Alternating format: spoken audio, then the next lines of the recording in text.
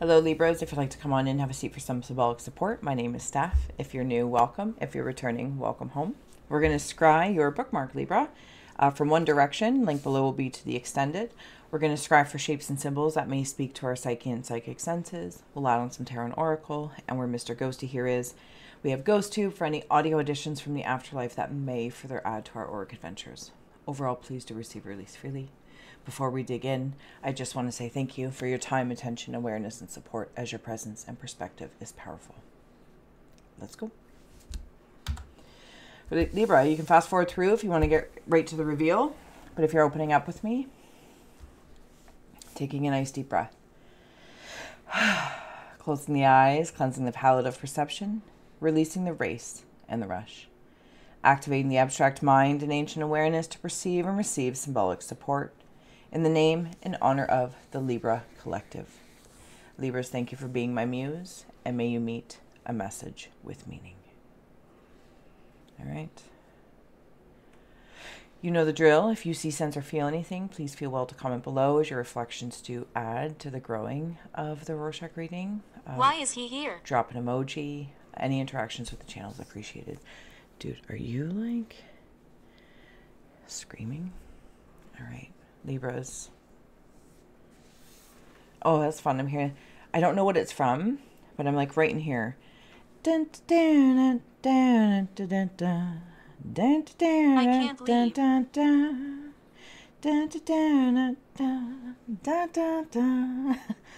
I feel like I am watching somebody kind of like, this feels very higher self heart. Somebody I'm just going to note as they're popping in. Somebody in regards to veteran, military, anything along that lines, being of service to someone's country. They have crossed over to the afterlife and they are skipping. And this is a reflection of where I am in the living, that I am skipping kind of into towards something but away from something at the same time, Libra, which is very indicative of the Libra energy. So I love that. I'm definitely choosing a path if you've been a little back and forth. I'm seeing a pro and con list.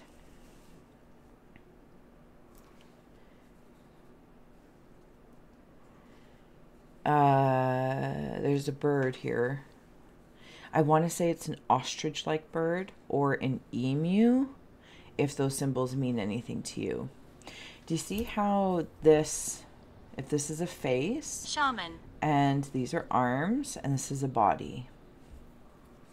Okay, interesting that you said shaman, goes to, because I'm seeing this.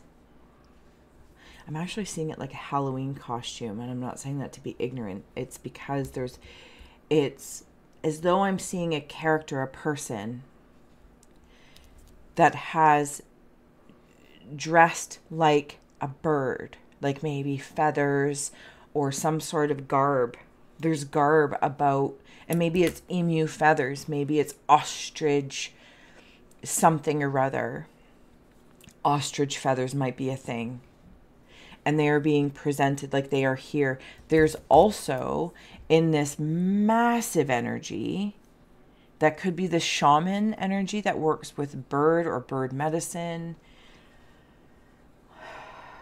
Wherever that might lead you, Libras, wherever that might lead you. It feels like medicine and messages, medicine and messages. But there's another being. This almost feels like the human incarnation. Yeah, the person in the afterlife had a rifle with them. Yeah, so like, I don't know, is that infantry or something along that lines?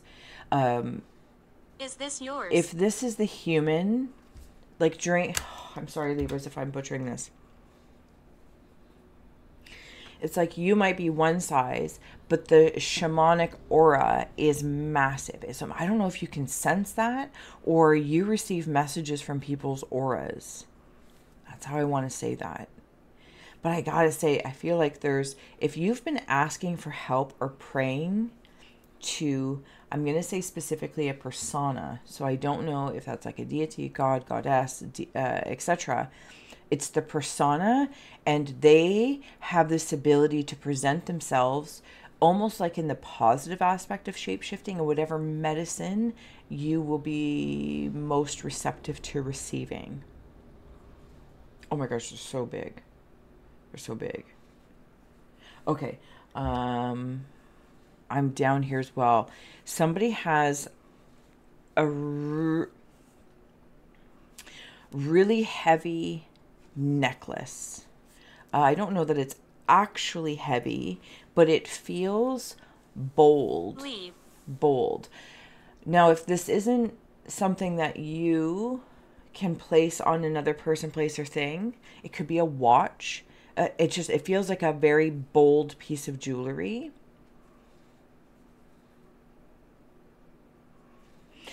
And or you. But if it's not, the way I'm seeing it is like spiritually, it's almost like a plate. It's not, it's like a golden. Find me. Golden. Is somebody looking for a piece of jewelry as well?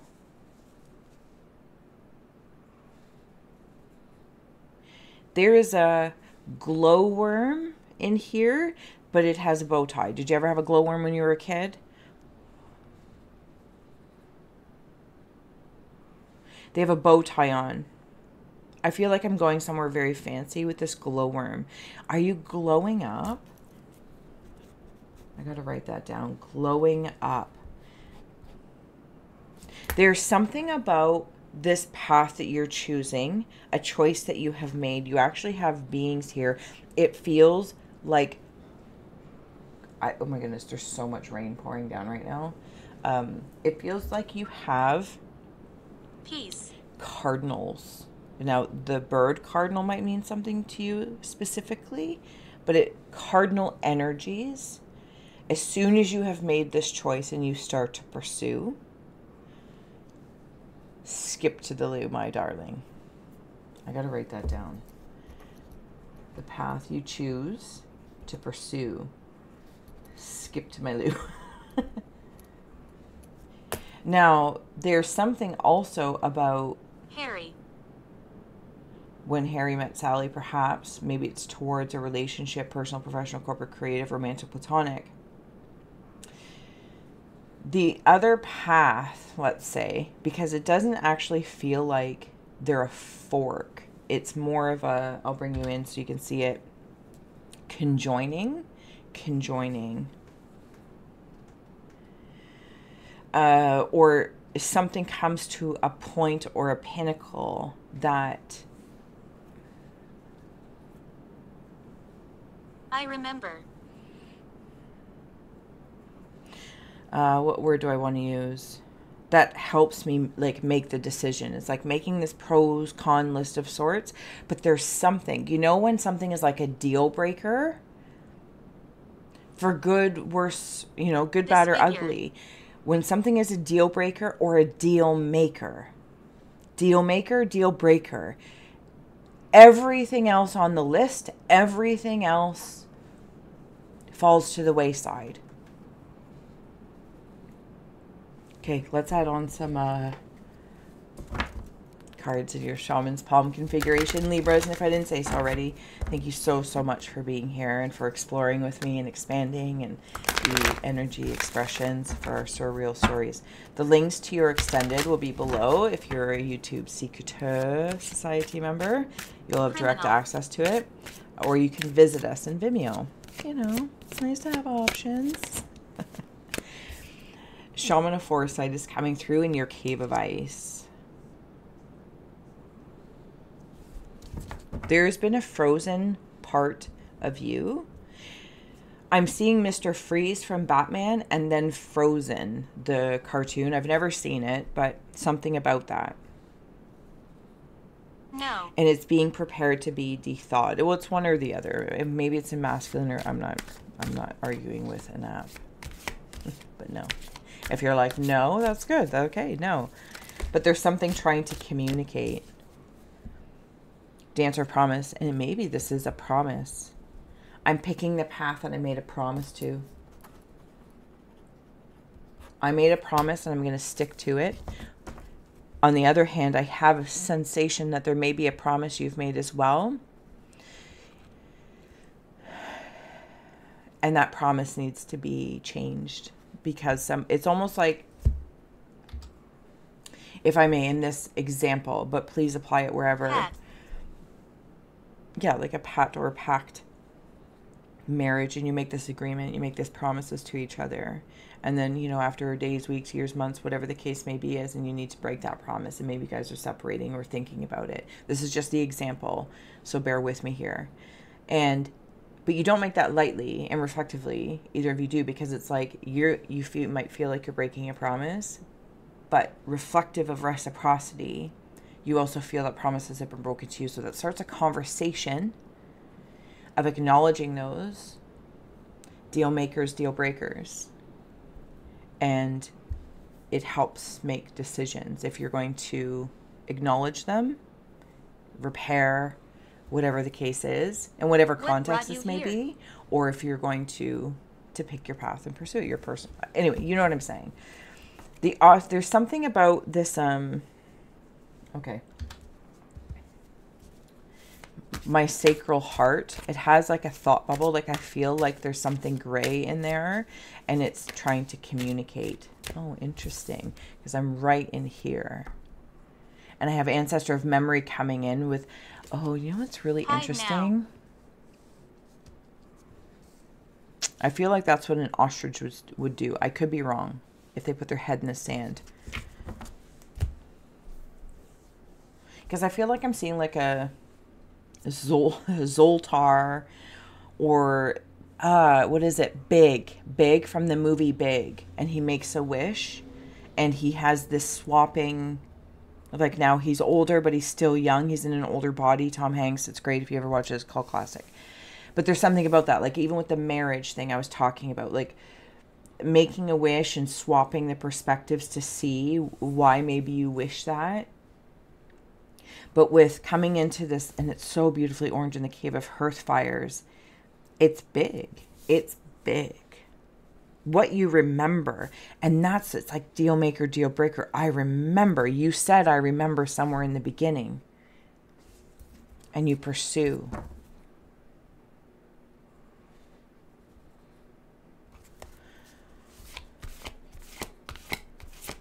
Cave of Rivers. Something about a strong back. And when you choose your path to pursue, skip to my loom, my darling, you do so with incredible fiercity. More of a frequency versus a bulldozing effect. Dancer of Reconciliation is in the Cave of Rivers. This is how you're feeling, or at least how I'm feeling. And this could be in regards to a family. Maybe it's with your family, and going through your memories and promises and what you want, and the help maybe you needed, the help. Okay, I'm now seeing a being here, and they're holding this above their head. So I'm like holding this above my head. I'm in like a protective case, like I'm seeing it the way like a pope or something would be behind a glass case. This feels like a very specific version of myself, or something that is very important to me. Oh, I feel like it's a faith in something. I feel like it might even be a faith within me. See, I wanted to say a faith flame. But then if I was to put that under glass, it would diminish. The flame has to breathe, right? And what does reconciliation look like? Ancestor of Hope in the Cave of Earth. What does it look like? What do we want it to look like? Dancer of Life is on the bottom, and that's a conversation. Whether this is with somebody external, your boss, or a job, a career, a partner, that's a conversation. If we are possessed, forgiving promises broken, and I have the foresight to remember,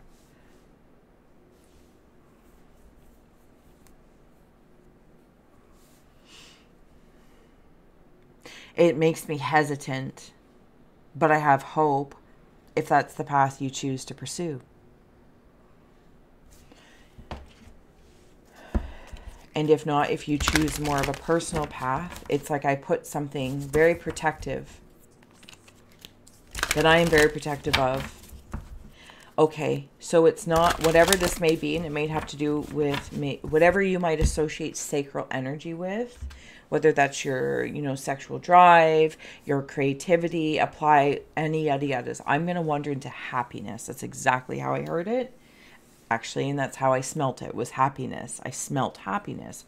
For me, that's the scent of orange or citrus. Grapefruit, orange, no, lemon, not so much, but or tangerine. And I smelt happiness.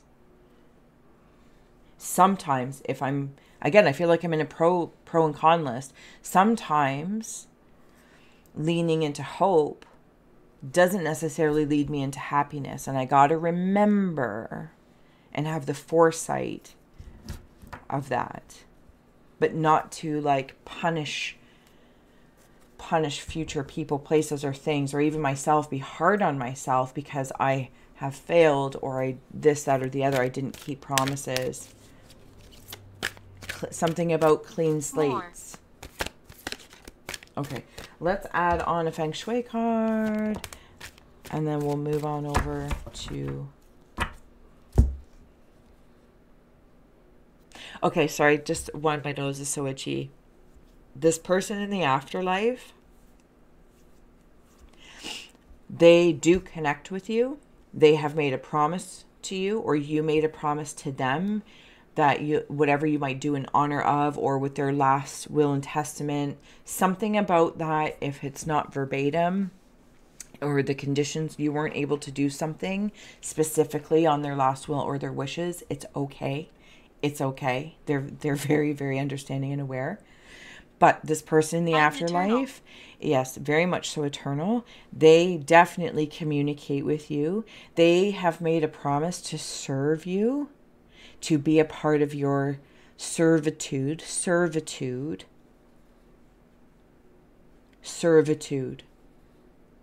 They're part of your family. So whoever this was is somebody family, whatever you would consider in the faith and frequency of family.